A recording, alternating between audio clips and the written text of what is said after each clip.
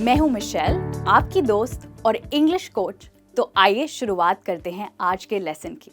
और आज हम सीखने वाले हैं अलग अलग सिचुएशंस में इंग्लिश कॉन्वर्सेशंस को शुरू करना और खत्म करना।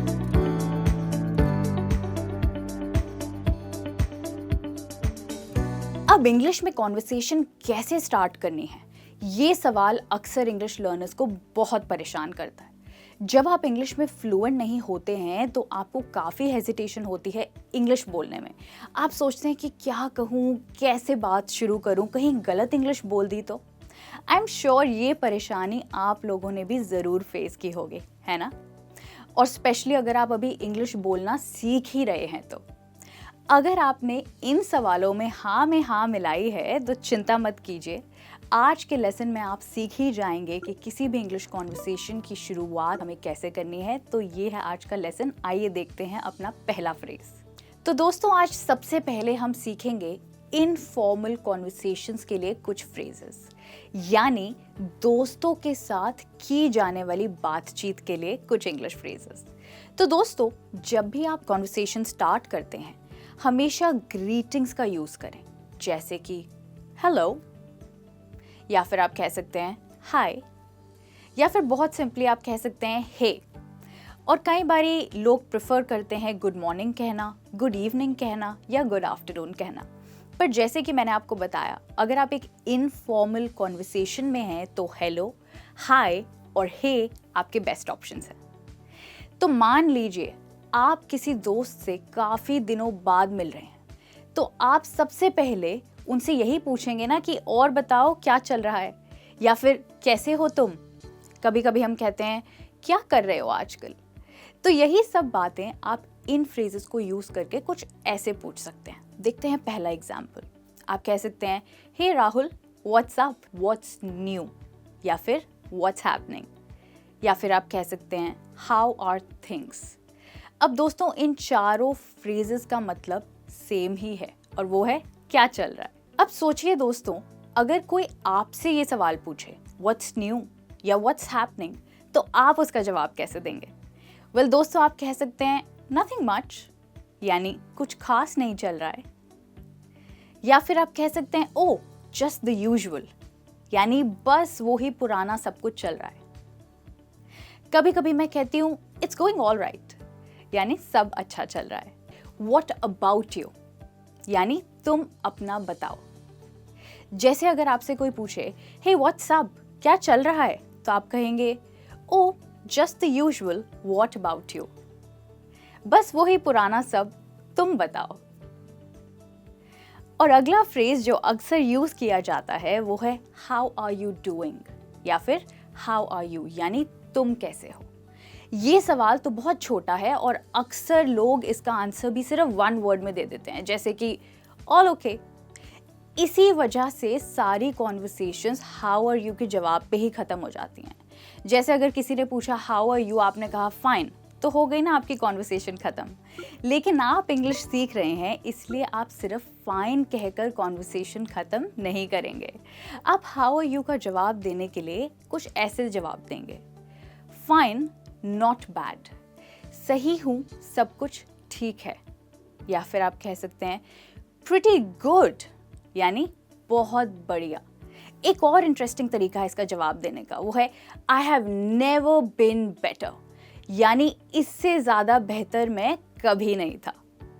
वेल, नेटिव स्पीकर्स एक और तरीके से इस सवाल का जवाब देते हैं और वो है सो फार सो गुड, यानी अभी तक तो सब बढ़िया ही चल रहा है। आप कह सकते हैं कांट कंप्लेन, यानी जिंदगी अच्छी चल रही है, कोई शिकायत नहीं है।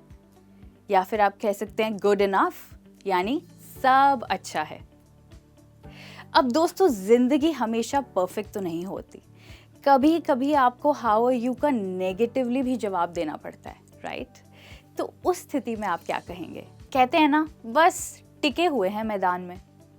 इसी को हम इंग्लिश में कहते हैं I am hanging in there. जी हाँ, फिर से बोलिए मेरे बात, I am hanging in there, यानी बस टिके हुए हैं मैदान में।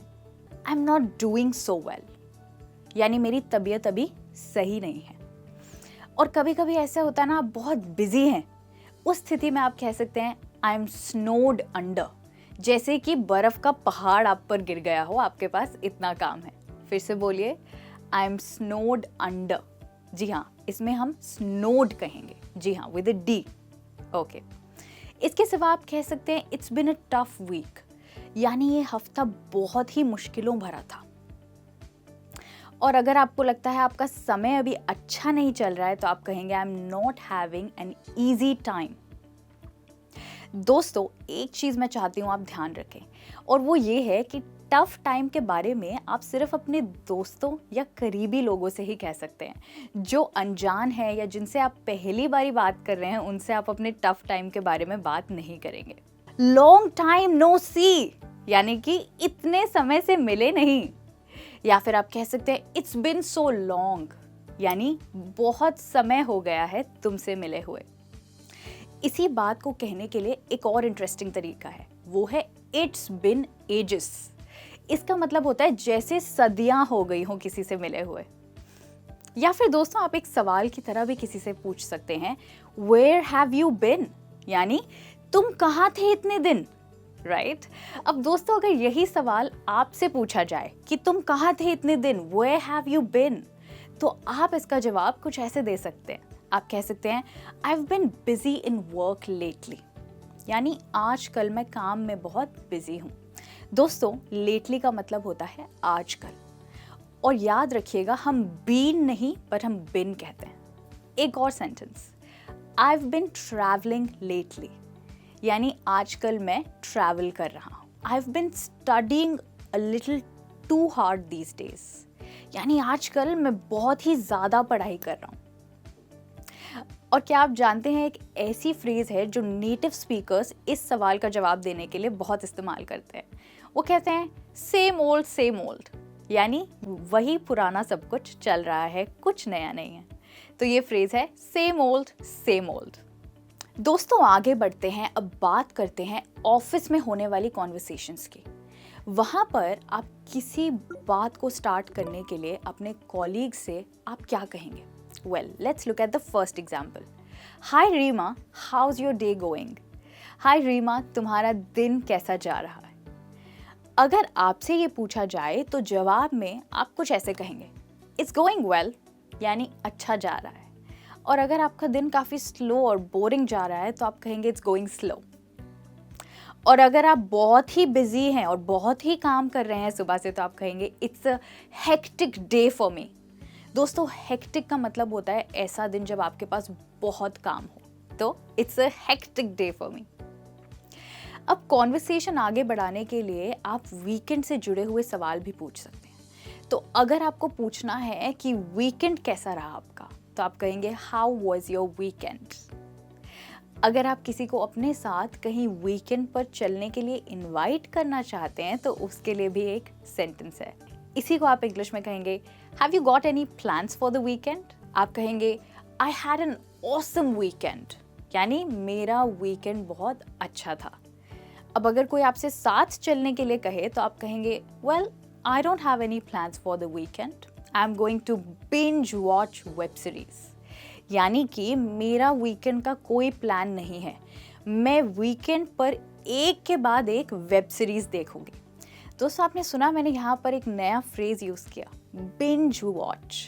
जी, बिंज वॉच का मतलब होता है लगातार टीवी पर या लैपटॉप पर एक के बाद एक कोई सीरियल या कोई मूवी देखना, उसको हम कहते हैं बिंज वॉच। दोस्तों, पता है स्ट्रेंजर्स के साथ कॉन्वर्सेशन स्टार्ट करने का एक सीक्रेट होता है। क्या आप जान सकते हैं क्या है? वेल, वो सीक्रेट है वेदर, यानी मौसम। क्योंकि मौसम के बारे में बात करना बहुत आसान है और ये किसी भी जगह किसी के साथ भी आप कर सकते हैं।